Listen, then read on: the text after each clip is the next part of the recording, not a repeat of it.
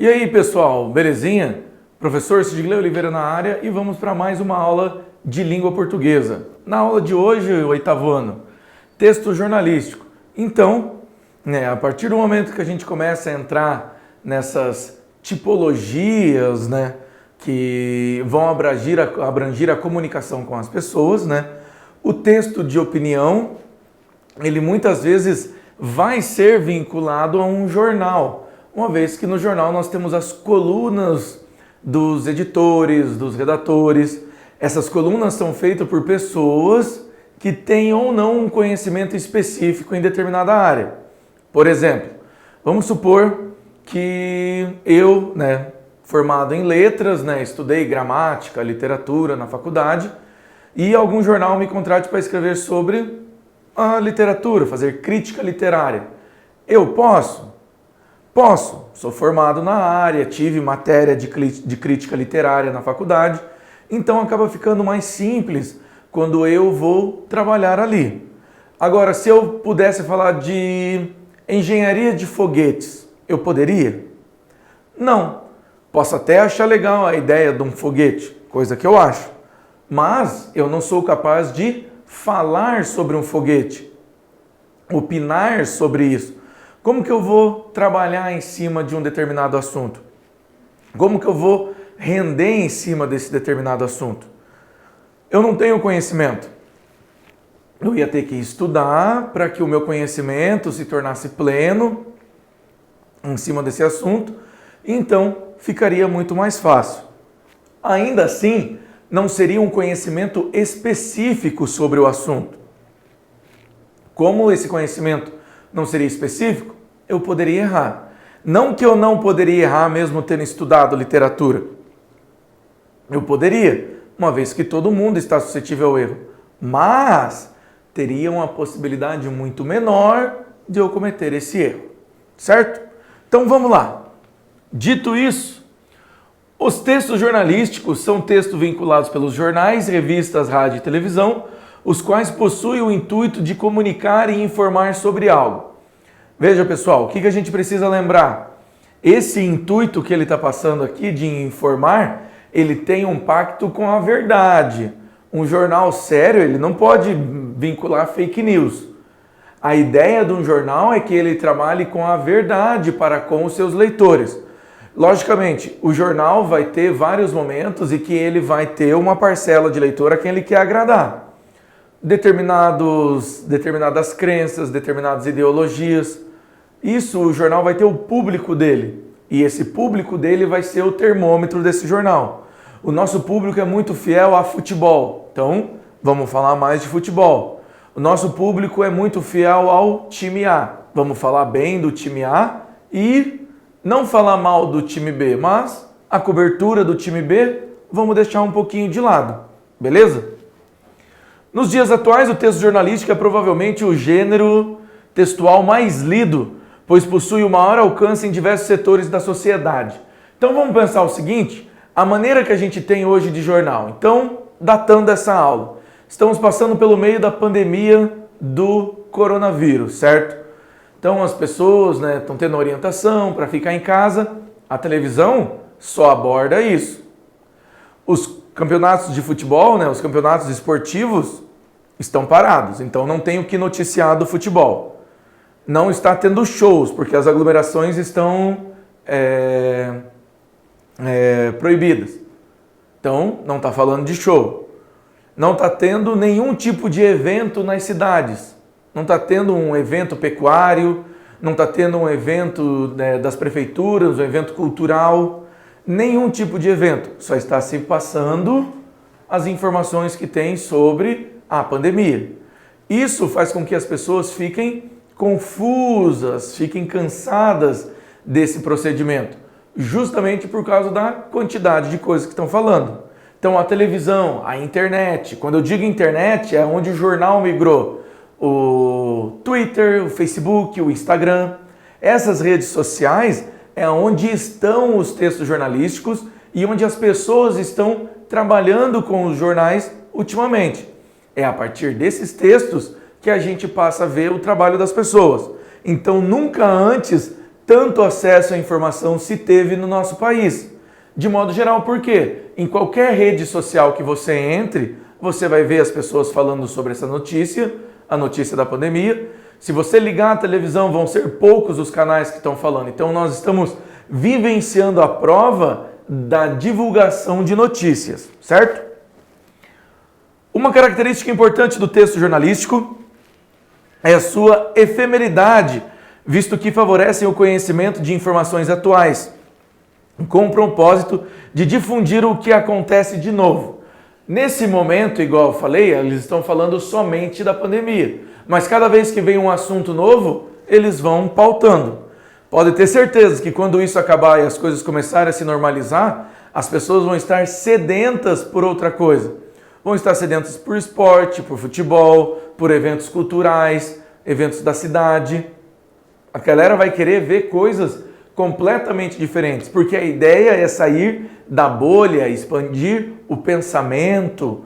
A bolha que a gente está agora não é a crítica social que a gente faz, as pessoas estão presas numa bolha. Não, nós estamos presos numa bolha devido a uma necessidade. Quando for possível, as pessoas vão sair e vão buscar informações.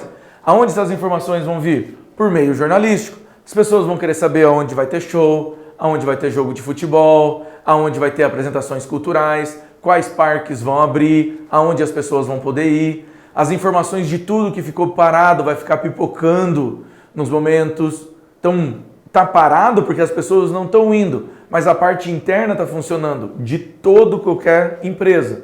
Então, esses acontecimentos vão movimentar o meio jornalístico. Então, a estrutura de um texto jornalístico, a composição é dividida em a pauta, a escolha do tema ou assunto, a apuração, recolha, ir atrás das informações, dada a verificação da veracidade dos fatos, a redação, que é a transformação das informações em um texto, e a edição, que é a correção e a edição dos textos. Vejam, eu uso muito o exemplo do futebol, que é o que eu gosto de acompanhar. Então vejam, toda vez que a gente tem um jogo, a equipe jornalística chega no estádio bem antes do jogo começar, eles passam a preparar tudo, isso a parte técnica, vai preparar, vai ligar, vai ver como as coisas estão funcionando. Quando os repórteres chegam, eles já têm uma pauta do que ele vai fazer. Não pense que o repórter está lá, chega o chefe do repórter e fala, você vai lá no estádio hoje. O que eu vou fazer? Você vai lá entrevistar. Daí o repórter chega lá, pega o microfone e fica, quem será que eu entrevisto? Não, ele já vai com uma pauta. Ele tem que fazer X, X, X, X, X. Ele tem uma série de coisas que ele tem para fazer no espaço de tempo certo. Tanto que tem hora para as coisas acontecer. Então, para quem acompanha o jogo de futebol, tem a entrada dos jogadores em campo.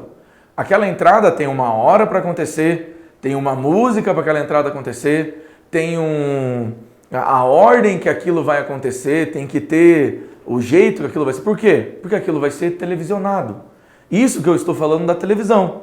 Falando do rádio, eles estão cobrindo aquele jogo há um tempão. Estão trazendo o quê? Curiosidades. O jogador vai jogar, o jogador não vai, tá doente, técnico falou isso, técnico falou aquilo. Vamos falar de qualidade de gramado. Tudo isso não é uma coisa que você senta lá e você fica, nossa, vou ligar o microfone e vou escolher do que eu vou falar. Tudo isso já fez parte da pauta. Na pauta isso já foi escolhido. Na apuração é quando você vai tornar aquilo possível. Então vejo que o gênero jornalístico, o texto jornalístico, ele é muito mais profundo do que parece. A linguagem jornalística é em prosa e deve ser clara, simples e imparcial e objetiva, a modo de expor para o emissor informações mais relevantes do tema. De novo, o jornal ele tem a característica de passar informação para quem não tem estudo, para uma pessoa extremamente simples, até a pessoa mais estudada. Essa informação tem que ser entendida por todas. Então, se eu vou lá e eu coloco um linguajar muito difícil, parte da população não vai ser atendida naquilo ali. Elas não vão saber se informar. Então, a informação ela tem que ser clara, ela tem que ser objetiva. Ela tem que ser uma linguagem simples e coloquial para que as pessoas consigam entender. O jornalista possui a função de traduzir e transmitir as informações para o público em geral, utilizando um método de desenvolvimento textual baseado no critério básico a responder às perguntas. Quais perguntas que, quando a gente vê essa parte, que é o que a gente vai ver depois, que a gente chama de lead. O que, quem, quando, onde, como e por quê. Ó. 1, 2, 3, 4, 5, 6 perguntinhas. O que? Acontecimento e evento. Quem? Qual e quais personagens estão envolvidos nesse acontecimento? Quando? O horário que acontece. Onde? Local em que acontece. Como? O modo que acontece o evento. E por quê? Qual a causa do evento. Então, de novo, acabo falando de futebol, mas sei lá, o que? O acontecimento? O jogo de futebol. Esse é o acontecimento. Quem? Os times que estão participando, time A e time B. Quando? 8h30 da noite? 7 horas da noite? Domingo, 4 horas da tarde? Depende, tem que saber quando vai acontecer. Onde? O estádio do time A ou do time B. Como? O modo como ocorrerá o evento. Vai ser uma transmissão? Ele vai ter que ir escrever? E por quê? Pelo campeonato estadual, pelo campeonato brasileiro, pela Libertadores, depende. Então vejam, são perguntinhas simples que o repórter, o gênero jornalístico, vai ter que ir atrás. No tocante à estrutura gramatical, normalmente o texto jornalístico apresenta frases curtas e ideias sucintas, a quais favorece a objetividade do texto. Então você vai fazer frases curtas, períodos curtos. Ah, tal jogador falou tal coisa, tal time veio com tal mudança, justamente para que seja fácil o entendimento. Trabalho com o recurso de repetição e auxilio na memorização. Então, toda vez que a gente tem ontem no jogo, no dia X no jogo, essa informação vai voltando, justamente para que se possa ter uma ideia, né, e uma repetição daquilo. O mais comum é o uso da ordem direta da construção frasal, ou seja, sujeito mais verbo mais complemento, ou seja, ontem à tarde o jogo aconteceu. Pronto. Os textos possuem uma linguagem denotativa, ou seja, no sentido literal, não no conotativo, que é o figurado, de dicionário, ou seja, isenta de ambiguidade. Você tem que passar uma informação clara, ela não pode ser ambígua, não pode ter um duplo entendimento. Aqui vale lembrar que o jornal é um veículo portador de diferentes gêneros textuais. Eles podem apresentar uma linguagem conotativa, figurada, para fazer uns exemplos, à medida em que desenvolve. Então, vamos ter o texto narrativo, descritivo, dissertativo, injuntivo e expositivo. Narrativo, quando você conta uma narração. Descritivo, quando você descreve algo que está acontecendo. Dissertativo, opinativo, quando você vai falar sobre a opinião do editor sobre um determinado acontecimento. Injuntivo, quando você está informando. E expositivo, somente quando você está expondo o que está acontecendo. Né? O lead, o recurso que eu falei para vocês, é um recurso jornalístico utilizado. Né? O lead significa um guia principal ou liderança que vem na frente. Ele representa a primeira parte do texto, o primeiro parágrafo, que encarrega de apresentar as principais informações e matérias aos olhos do leitor, o acesso à informação. O lead é um recurso jornalístico essencial e deve ser bem elaborado, objetivo e coerente, porque ele favorece o interesse do leitor, sendo comum que muitos dos leitores leiam apenas o lead de cada matéria jornalística. Por quê? Porque o lead vai te responder quem, quando, como, onde, quem, quando, como, onde e por quê. Você leu aquilo ali, às vezes você não tem a necessidade de ler todo o restante da informação. A pirâmide invertida, um dos recursos jornalísticos utilizados a fim de hierarquizar a informação do espaço no jornal, onde prevalece a ordem crescente de importância, ou seja, o mais importante para o menos importante. Então ele tem a pirâmide invertida. Tem a base, que é o mais importante, e vai descendo pelo menos importante. O conteúdo mais importante localizado na base, a parte mais larga, permanece na parte de cima da folha. Por outro lado, o conteúdo mais superficial, menos relevante, é chamado de ápice ou vértice, está situado embaixo no texto. Então você pega a capa. A capa, né, vai ter lá a parte mais importante, que é a manchete. Então a gente vai tendo as subdivisões. Texto informativo são os gêneros mais presentes no texto jornalístico. Eles englobam a produção textual objetiva em prosa, baseados na linguagem clara e direta.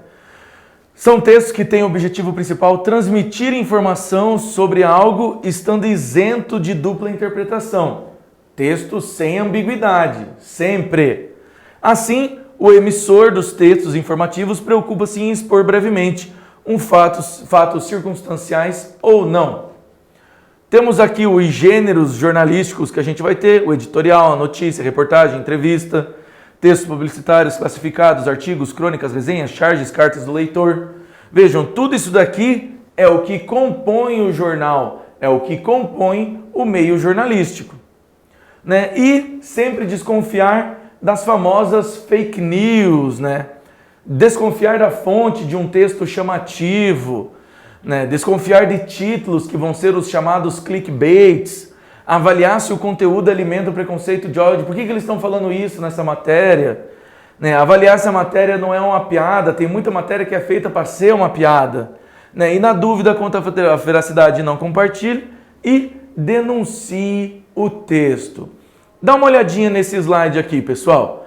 Essa informação aqui diz que o Instituto Nacional de Pesquisas Espaciais informa sobre uma onda de calor que vai poder matar as pessoas no Mato Grosso.